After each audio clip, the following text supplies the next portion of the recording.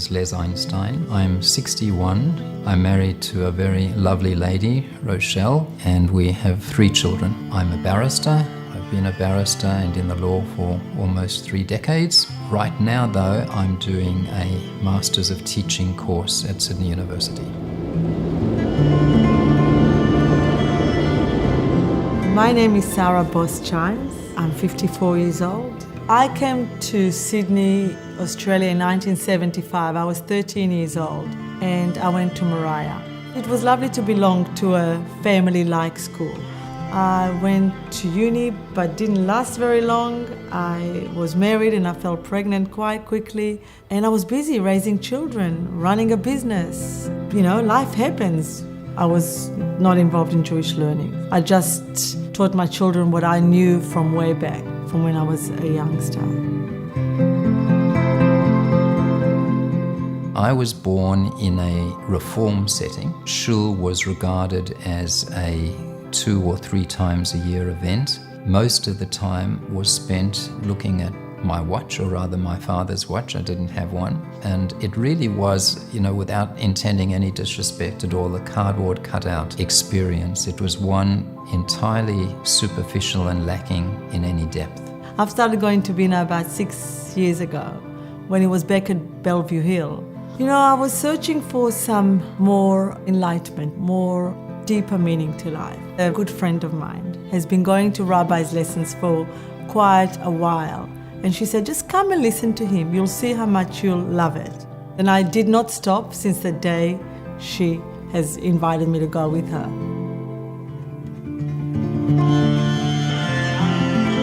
I certainly was not always on this road. I was not on any road. I was in the middle of a field.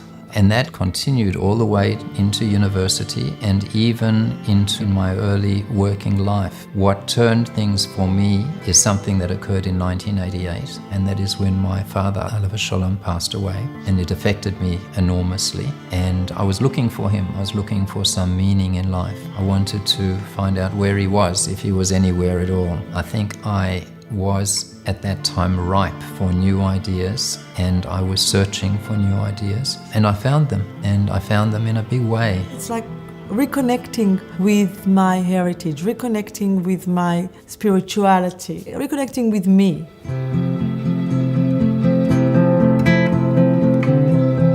I go every Thursday morning. I call them Thursday morning with Rabbi G. After every lesson, a bunch of us girls go and have a coffee and discuss the lesson.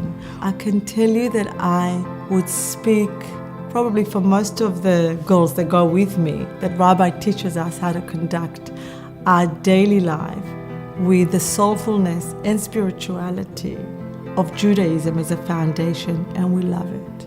I love it. The one thing that really stands out on their part, and which I would like to take into my classrooms as a teacher, is the objective of knowing your students, where they come from, what their context is, how much they know, what their family situation is. Rabbi Garari is an extraordinary teacher. He has this natural potential which is actualized in the most magnificent way of getting over basic concepts to people who are coming into a subject new, and teaching at a very, very high level people who have been there for a long time, because everyone comes from a different place. The rest of my family is not as embracing as I am. They love hearing the stories or the lessons that I tell them when I get back. But my 27-year-old daughter, Natalia, loves Rabbi, and he resonates with her and her peers as much as he does with me and my peers. The ability, without charge, to walk into a door one morning and walk out an hour later, your day having been lifted, and it's not just a matter of your day having been lifted, you're able to pass on gems of the most magnificent type. They have a current application that enables you to increase in an intrinsic and enduring way the quality of your life and the quality of the lives of people with whom you come into contact. Martin was never a religious man. While we were battling his illness, he became more spiritual. He became closer to God. He often challenged Rabbi Garari, like, tell me, what am I expecting? What's going to happen? He would come and he would visit all the time. It was just a couple of months before he died. And we were kind of feeling quite vulnerable. We had a knock on the door, and it was Rabbi Garari, Hashgacha Pratit. He walked in at the right time. He sat down, and you know what he did? He gave us hope. That's all. He just gave us hope. But when Martin died,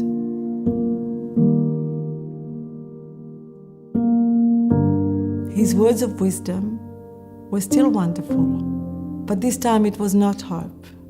It was, Sarah, you have to understand that you have to accept the pain that follows such a gut-wrenching loss. There was a place for hope, there was a time for hope, and now there's a time for acceptance and a time for commitment. And I have to be committed to life and accept what has happened in my life. Nothing in your life happens simply because of a coincidence. The idea which is so foreign to people and was so foreign to me, so distant, is the idea that Hashem has an involvement in our life, not only in the big things, but also in the small things.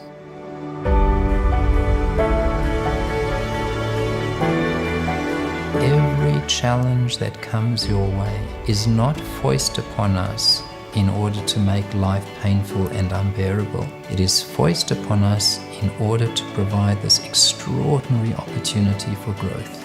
Everything in terms of our response to it is the result of our perception. If our perception changes, then our experience changes. And that's the sort of gem that is priceless.